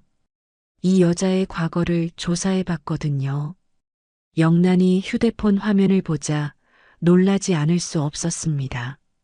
서연과 닮은 여자가 어떤 남자와 함께 찍힌 사진들이 있었습니다. 이 여자 몇 년 전에 대기업 임원 꼬셔서 돈 빌리고 잠적한 전적이 있어요. 보세요. 여기 증거가 있잖아요. 로비가 술렁거렸습니다. 사람들의 시선이 모두 서연에게 쏠렸습니다. 호텔 직원들도 놀란 표정으로 상황을 지켜보고 있었습니다. 서연은 눈물을 흘리며 떨리는 목소리로 말했습니다. 그건 진짜 제 얘기가 아니에요. 이름이 같아서 그런 거예요. 유라는 비웃으며 말했습니다. 변명은 집에 가서 하시고요. 사장님, 보셨죠? 이런 여자가 민혁이 옆에 있으면 안 되잖아요. 영란의 눈매가 차갑게 흔들렸습니다. 마음속에서는 여러 가지 감정이 교차했습니다. 분노, 의심, 그리고 어떻게 판단해야 할지에 대한 혼란이었습니다. 서연 씨, 이게 정말인가요? 영란이 조심스럽게 물었습니다. 서연은 두 손으로 얼굴을 가리며 흐느꼈습니다. 저도 저 사진 처음 봐요. 정말 저 아니에요. 민혁이 화를 내며 유라에게 소리쳤습니다. 유라, 너 지금 뭐 하는 거야? 거짓말로 서연이를 모함하고 있는 거야? 거짓말? 유라가 웃으며 말했습니다. 그럼 이 사진들이 조작된 거라는 말이야? 영란은 서연을 바라봤습니다. 서연의 눈에는 진심 어린 눈물이 흐르고 있었습니다. 하지만 동시에 유라가 보여준 증거들도 무시할 수 없었습니다. 서연 씨, 진정하시고 차근차근 설명해 주시겠어요? 영란이 부드럽게 말했습니다. 그러나 영란의 마음속 의심도 점점 커지고 있었습니다. 과연 서연이 정말 순수한 마음으로 민혁에게 접근한 것일까? 아니면 유라의 말처럼 다른 목적이 있는 것일까? 주변 사람들의 시선이 부담스러웠고 서연은 더욱 위축되어 보였습니다. 로비의 긴장된 분위기 속에서 서연은 여전히 눈물을 흘리며 고개를 숙이고 있었습니다. 유라가 보여준 사진들 때문에 주변 사람들의 시선이 더욱 차갑게 느껴졌습니다. 서연 씨, 천천히 설명해 주세요. 영란이 침착한 목소리로 말했습니다. 서연이 떨리는 목소리로 대답했습니다. 정말 저 아니에요. 저런 일을 한 적이 없어요. 유라는 다시 스마트폰을 들어 올렸습니다. 그럼 이것도 조작된 거라는 말이에요? 화면에는 더 구체적인 자료들이 나타났습니다. 신문 기사처럼 보이는 화면과 함께 박서연이라는 이름이 선명하게 보였습니다. 여기 보세요, 사장님. 대기업 임원 사기 피해액 수억 원이라는 기사예요. 그리고 여기 사진도 있고요. 로비에 있던 사람들이 더욱 술렁거렸습니다. 몇몇 손님들은 불편한 기색을 보이며 자리를 피하기 시작했습니다. 영란은 화면을 자세히 보았습니다. 분명히 서연과 닮은 여자의 사진이 있었고 이름도 똑같았습니다. 하지만 뭔가 이상한 느낌이 들었습니다. 이 기사는 언제 난 건가요? 영란이 물었습니다. 3년 전이에요. 그때 이 여자가 대기업 임원을 꼬셔서 투자금 명목으로 거액을 받아낸 거죠. 서연이 급하게 고개를 들며 말했습니다. 저는 3년 전에 해외에 있었어요. 회사 연수로 일본에 있었다고요. 증거 있어요? 유라가 비웃으며 물었습니다. 지금은 없지만 민혁이 서연을 감싸며 말했습니다. 유라, 너 이상해. 왜 이렇게까지 해가면서 서연이를 괴롭히는 거야? 유라는 민혁을 바라보며 안타까운 표정을 지었습니다. 민혁아, 내가 속고 있는 거야. 이 여자가 너를 이용하고 있다고. 무슨 근거로 그런 말을 해? 근거. 유라가 다른 화면을 보여줬습니다. 여기 봐. 이 여자가 최근에 대출받은 기록들이야. 내가 사귀기 시작한 시기와 정확히 일치해. 서연의 얼굴이 창백해졌습니다. 그건 생활비 때문에. 생활비? 유라가 큰 소리로 웃었습니다. 수천만 원짜리 생활비? 영란의 표정이 복잡해졌습니다. 설명을 들을수록 의심이 커지고 있었습니다. 서연 씨, 정말 솔직하게 말해주세요. 대출을 받으신 게 사실인가요? 영란이 조심스럽게 물었습니다. 서연은 한참을 망설이다가 고개를 끄덕였습니다. 네, 맞아요. 하지만 그건 정말 생활이 어려워서. 유라가 손뼉을 쳤습니다. 맞죠? 이제 인정하네요. 민혁이 당황하며 서연을 바라봤습니다. 서연아, 왜 그런 얘기를 안 했어? 미안해요. 부끄러워서 서연이 작은 목소리로 말했습니다. 유라는 기회를 놓치지 않고 계속 공격했습니다. 그리고 사장님, 이 여자가 민혁이한테 접근한 방법도 이상해요. 무슨 의미입니까? 우연을 가장한 만남이었어요. 민혁이가 자주 가는 카페에서 의도적으로 부딪힌 거죠. 서연이 깜짝 놀라며 유라를 바라봤습니다. 어떻게 그걸, 어떻게 아냐고 유라가 승리감에 찬 표정을 지었습니다. 내가 조사를 좀 해봤거든. 영란은 점점 더 혼란스러워졌습니다. 서연의 반응들이 의심스러웠습니다. 서연 씨, 정말 우연한 만남이었나요? 영란이 직접적으로 물었습니다. 서연은 한참을 망설이다가 눈물을 흘리며 고백했습니다. 아니에요. 정말 죄송해요.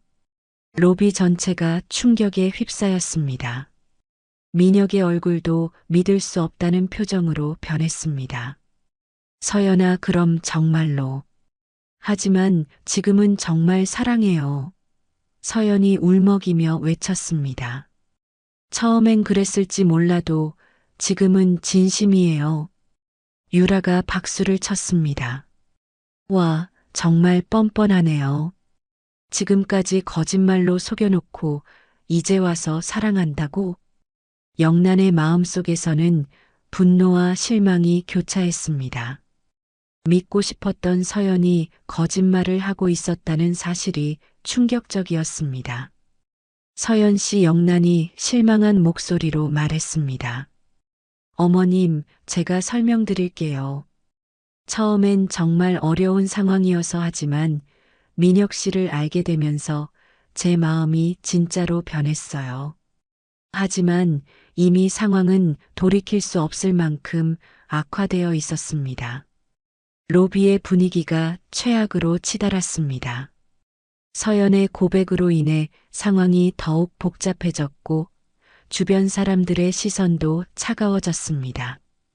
영란은 실망감과 분노로 마음이 복잡했습니다. 그때 호텔 정문이 벌컥 열리며 민혁이 헐레벌떡 뛰어들어왔습니다.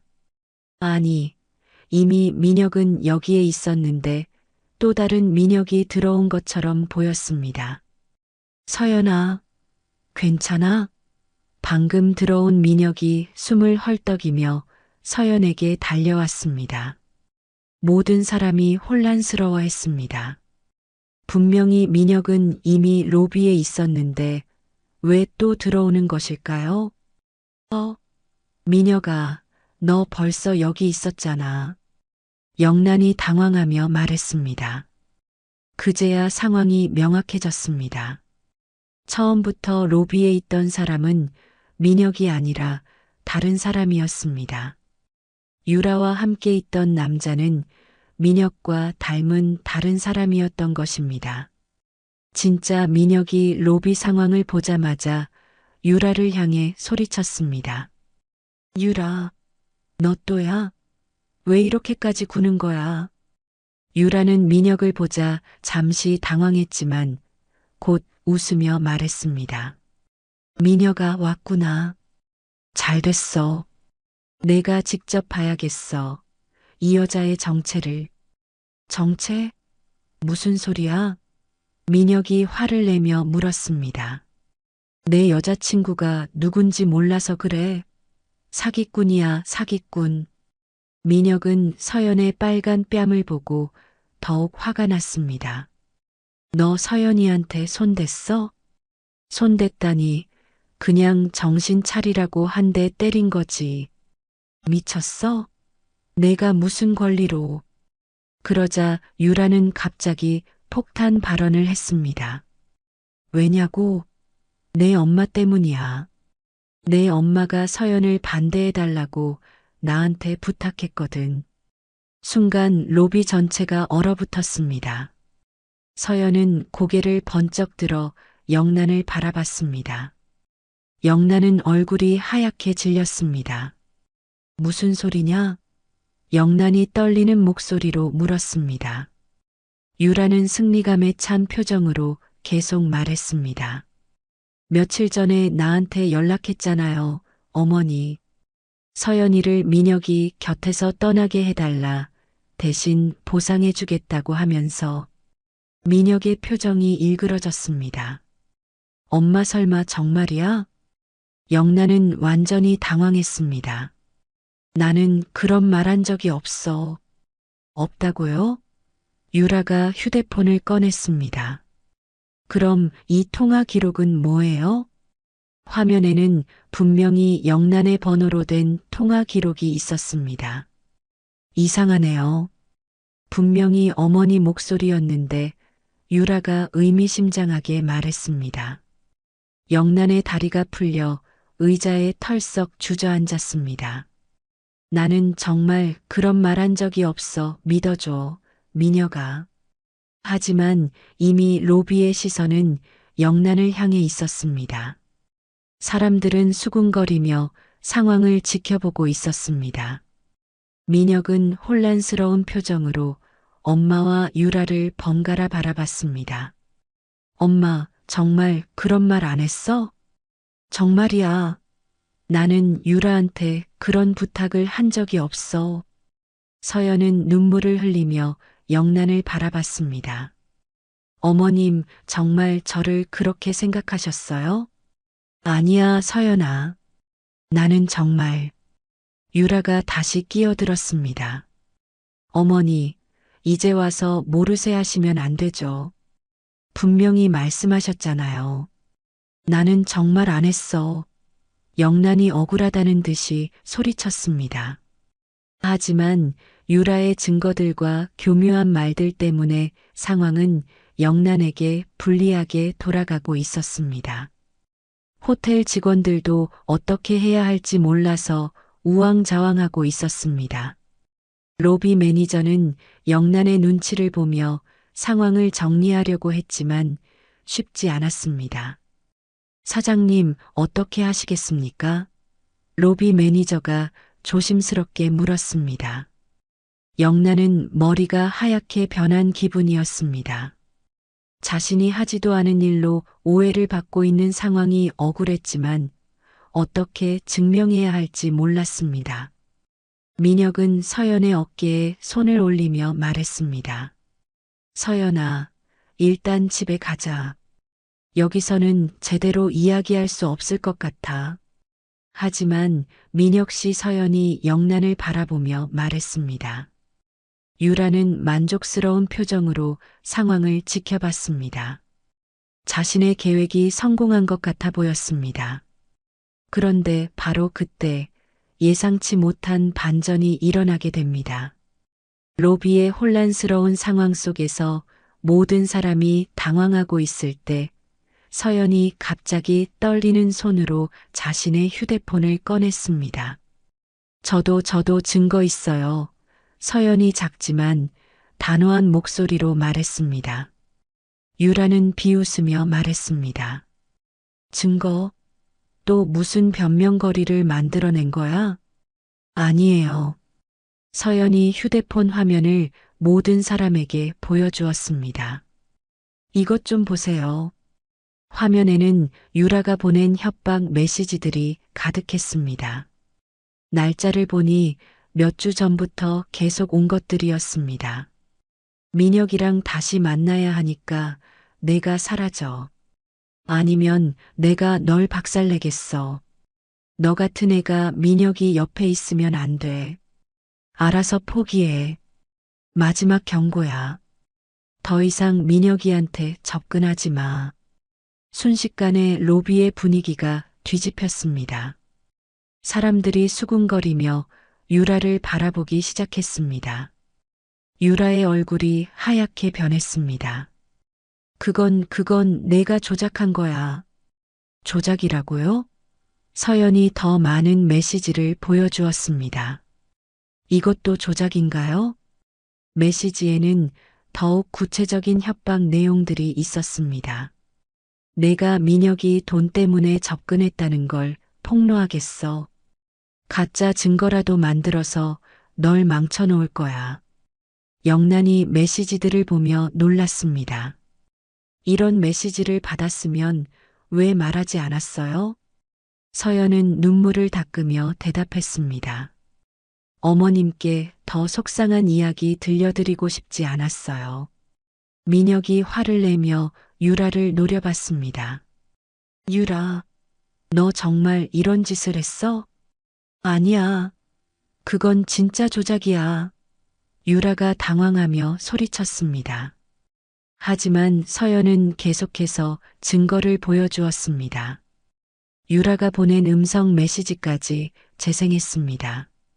박서연, 내가 계속 버티면 어떻게 될지 알지? 내 뒤에 누가 있는지 알아? 유라의 목소리가 로비에 울려 퍼지자 모든 사람이 충격을 받았습니다. 유라는 완전히 당황하며 변명했습니다. 그건 내 목소리가 아니야. 그럼 이것도 가짜인가요? 서연이 다른 증거를 보여주었습니다. 화면에는 유라가 사설탐정에게 보낸 메시지가 있었습니다. 박서연이라는 여자 뒷조사해줘. 약점 찾아서 알려줘. 영란의 마음이 완전히 바뀌었습니다. 이제 누가 진짜 피해자인지 명확해졌습니다. 서연아, 영란의 목소리는 낮았지만 깊이 흔들렸습니다. 어머님, 죄송해요. 처음에 민혁 씨께 접근한 방식이 좋지 않았던 건 맞아요. 하지만 지금은 정말 진심으로 사랑해요. 서연이 계속 말했습니다. 그리고 어머님을 속이려고 한 적도 없어요.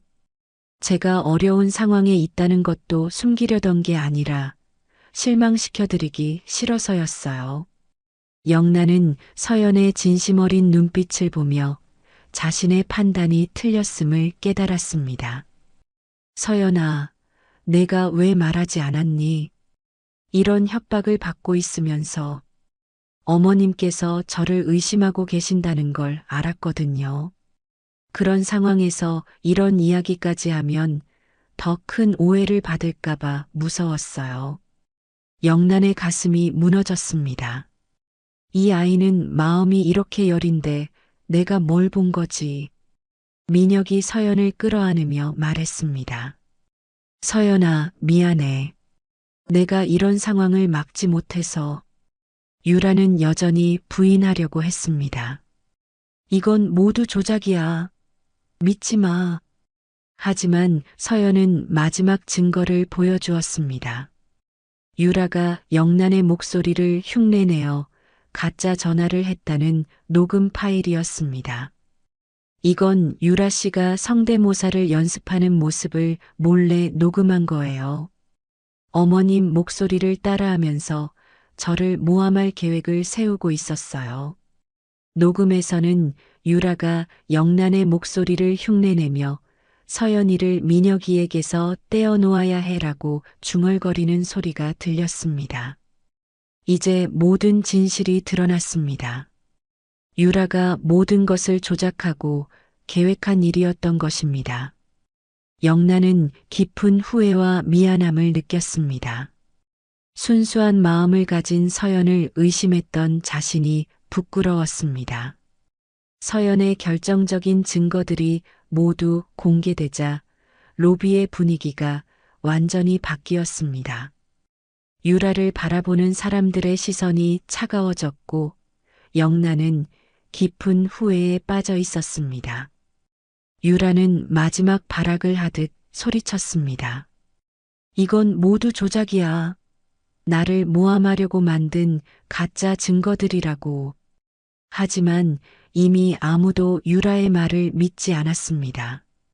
너무나 구체적이고 일관성 있는 증거들 앞에서 유라의 변명은 더 이상 통하지 않았습니다. 영란은 천천히 일어섰습니다. 마음속 깊은 곳에서 올라오는 분노와 결단이 그녀의 얼굴에 드러났습니다. 유라 씨, 영란이 차갑지만 단호한 목소리로 유라의 이름을 불렀습니다. 유라는 영란을 보며 여전히 당당한 척했습니다. 네, 사장님. 이 모든 게 조작이라는 걸 알아주시죠? 영란은 유라를 정면으로 바라보며 말했습니다. 더 이상은 안 됩니다. 지금 당장 이 호텔에서 나가세요. 뭐라고요? 유라가 믿을 수 없다는 표정을 지었습니다. 들리지 않았나요? 나가라고 했습니다. 유라는 떨며 뒤로 물러섰습니다. 아줌마 제가 누군지 아시잖아요? 제 아버지가 누군지 알고 계시면서 영란은 한치도 흔들리지 않았습니다. 그래요. 당신 뒤에 누가 있든 상관없습니다. 로비에 있던 모든 사람이 숨을 죽이고 이 대화를 들었습니다. 영란의 단호한 모습에 감탄하는 사람들도 있었습니다. 내 며느리를 건드리면 나는 끝까지 갑니다. 영란이 더욱 강한 어조로 말했습니다. 그 한마디에 로비 전체가 숨을 삼켰습니다. 영란의 위엄과 결단력이 모든 사람을 압도했습니다. 유라는 영란의 단호함에 당황했습니다. 하지만 이 여자가 정말로 민혁이를 속인 건 맞잖아요. 그것과 당신이 한 짓은 별개의 문제입니다. 영란이 냉정하게 답했습니다. 민혁이 앞으로 나서며 유라에게 말했습니다. 유라, 이제 그만해. 내가 한 일들이 모두 드러났어. 민혁아, 내가 이 모든 걸 너를 위해서 한 거야. 저 여자가 너를 이용하고 있다는 걸 보여주려고. 그건 내가 결정할 일이 아니야. 민혁이 단호하게 말했습니다. 서연이 조용히 영란에게 다가갔습니다. 어머님, 정말 죄송해요. 제가 처음에 솔직하지 못했던 것도 잘못이었어요. 영란은 서연의 손을 잡으며 말했습니다. 아니야, 서연아. 내가 너를 제대로 보지 못했어. 미안해. 유라는 이 모습을 보며 더욱 화가 났습니다. 정말 믿을 수 없어. 저 여자의 거짓말에 속아 넘어가시는 거예요. 그때 호텔 보안 요원들이 나타났습니다. 영란이 미리 부른 것이었습니다. 이제 보였습니다. 순수한 마음, 따뜻한 성격, 그리고 무엇보다 민혁을 진심으로 사랑하는 마음이 느껴졌습니다. 서연아, 너는 어려운 상황에서도 나를 원망하지 않았구나. 영란이 감동하며 말했습니다. 어머님을 원망할 이유가 없어요. 어머님이 민혁 씨를 걱정하시는 마음은 당연한 거잖아요. 영란의 눈시울이 붉어졌습니다. 이런 좋은 아이를 의심했던 내가 정말 부끄러워. 호텔 직원들이 조심스럽게 다가와서 상황을 정리하기 시작했습니다. 로비 매니저가 영란에게 와서 말했습니다. 사장님, 혹시 언론에 이 일이 알려질까봐 걱정되는데 사장님, 무슨 일이십니까? 보안팀장이 물었습니다. 이분을 정중하게 호텔 밖으로 모셔드리세요. 그리고 앞으로 출입을 금지해 주세요. 네, 알겠습니다. 유라는 보안 요원들을 보며 더욱 당황했습니다. 잠깐. 이건 말이 안 돼. 영란은 유라를 마지막으로 바라보며 말했습니다. 유라 씨, 당신도 누군가의 소중한 딸일 텐데 이런 식으로 살면 안 됩니다. 뭐라고요? 진정한 사랑은 상대방을 해치면서 얻는 게 아니에요. 그건 사랑이 아니라 집착입니다. 유라는 영란의 말에 잠시 말문이 막혔습니다. 그리고 영란이 계속 말했습니다. 내 아들을 정말 사랑했다면 아들이 행복해하는 모습을 보고 기뻐해야 하는 거 아닌가요? 유라의 눈에 눈물이 맺혔습니다. 하지만 여전히 인정하고 싶지 않았습니다. 아니야, 민혁이는 저 여자 때문에 불행해질 거야. 그건 민혁이가 판단할 일입니다. 영란이 단호하게 말했습니다. 보안 요원들이 유라를 향해 다가가자 유라는 끝내 울음을 터뜨리며 소리쳤습니다. 후회할 거야. 모두 후회하게 될 거라고. 유라는 보안 요원들에게 이끌려 호텔을 뛰쳐나갔습니다. 로비에 있던 사람들은 모두 이 장면을 지켜보며 안도의 한숨을 쉬었습니다. 영란은 서연에게 다가가 말했습니다. 서연아, 정말 미안해. 내가 너를 제대로 알아보지도 못하고 의심했어. 서연은 고개를 저었습니다. 아니에요, 어머님. 저도 처음부터 솔직했어야 했어요. 민혁이 두 사람을 바라보며 말했습니다. 이제 모든 게 정리된 것 같네요. 하지만 진짜 화해와 새로운 시작은 이제부터였습니다. 유라가 떠나고 난 후 호텔 로비는 조용해졌습니다. 사람들이 모두 흩어지고 나자 영란, 민혁, 서연 세 사람만이 남았습니다. 갑작스럽게 벌어진 일련의 사건들로 인해 모두가 감정적으로 지쳐 있었습니다. 영란은 깊게 숨을 쉬고 서연에게 다가갔습니다. 서연은 여전히 뺨이 부어 있었고 눈가에는 눈물의 흔적이 남아 있었습니다. 서연아, 영란이 조심스럽게 서연의 손을 잡았습니다. 정말 미안하다. 내가 얼마나 힘들었을까. 서연은 고개를 저으며 답했습니다. 어머님, 괜찮아요. 저도 더 솔직하게 말했어야 했어요. 아니야. 영란이 단호하게 말했습니다. 내가 처음에 어떤 마음으로 민혁이에게 다가갔든 그건 중요하지 않아. 지금 내 마음이 진심이라는 걸 알 수 있어. 민혁이 두 사람을 바라보며 말했습니다. 엄마, 서연이가 얼마나 착한 사람인지 이제 아시겠죠? 그럼 물론이지. 영란이 미소를 지으며 답했습니다. 영란은 서연의 얼굴을 자세히 살펴봤습니다. 처음 만났을 때는 보이지 않았던 것들. 괜찮아요. 우리가 잘못한 일이 아니니까 숨길 필요도 없어요. 영란이 당당하게 답했습니다. 서연이 영란에게 말했습니다. 어머님, 제가 호텔에 피해를 끼친 것 같아서 죄송해요. 무슨 소리야? 내가 무슨 잘못을 했다고 그래? 민혁이 서연의 어깨에 손을 올리며 말했습니다. 서연아, 이제 걱정하지 마. 모든 게 해결됐어. 영란은 잠시 생각에 잠겼다가 서연에게 말했습니다. 서연아, 너에게 정식으로 사과하고 싶어. 그리고 부탁이 하나 있어. 네, 말씀하세요. 앞으로 나를 어머님이라고 불러줄래? 서연의 눈에 다시 눈물이 맺혔습니다. 정말 괜찮으세요? 괜찮은 게 아니라 그렇게 해줬으면 좋겠어.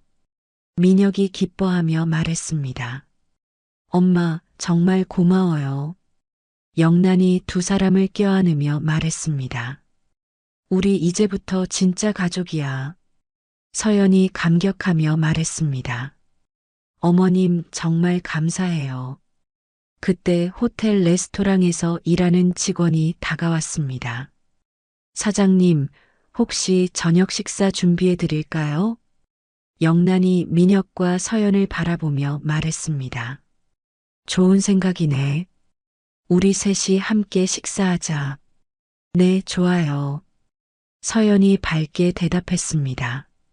레스토랑으로 이동하는 길에 영란이 서연에게 물었습니다. 서연아, 너는 어떤 결혼식을 꿈꿔봤니? 서연이 부끄러워하며 답했습니다. 아직 그런 생각까지는. 그럼 내가 도와줄게. 우리 호텔에서 가장 아름다운 결혼식을 만들어주고 싶어. 민혁이 놀라며 말했습니다. 엄마, 벌써 그런 계획을? 당연하지. 좋은 며느리를 놓칠 수는 없으니까. 세 사람이 레스토랑에 앉아 식사를 하는 동안 영란은 서연에게 여러 가지 질문을 했습니다.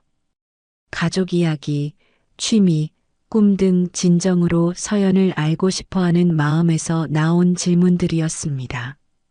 서연아, 부모님은 어떤 분들이세요? 아버지는 작은 회사에서 일하시고 어머니는 집에서 아이들 과외를 해주세요. 검소하게 사시지만 정말 따뜻한 분들이에요. 그럼 곧 뵙고 싶네. 정식으로 인사드려야지. 서연의 얼굴이 환해졌습니다. 부모님이 정말 좋아하실 거예요. 식사를 마치고 영란은 서연에게 작은 선물 상자를 내밀었습니다. 이게 뭐예요? 서연이 놀라며 물었습니다. 열어봐. 상자 안에는 아름다운 목걸이가 들어 있었습니다. 이건 내가 민혁이 아버지에게서 받은 목걸이야. 이제 너에게 물려주고 싶어. 서연이 감동해서 말을 잇지 못했습니다. 고마워. 어머님 정말 소중히 할게요. 영란은 눈시울을 붉히며 조용히 말했습니다. 그래. 오늘부터 너는 내 딸이다. 호텔 로비에는 막장 같았던 폭풍 이후 따뜻한 평온이 다시 찾아오기 시작했습니다. 진실이 밝혀지고 오해가 풀리고 진정한 가족이 되어가는 아름다운 순간이었습니다.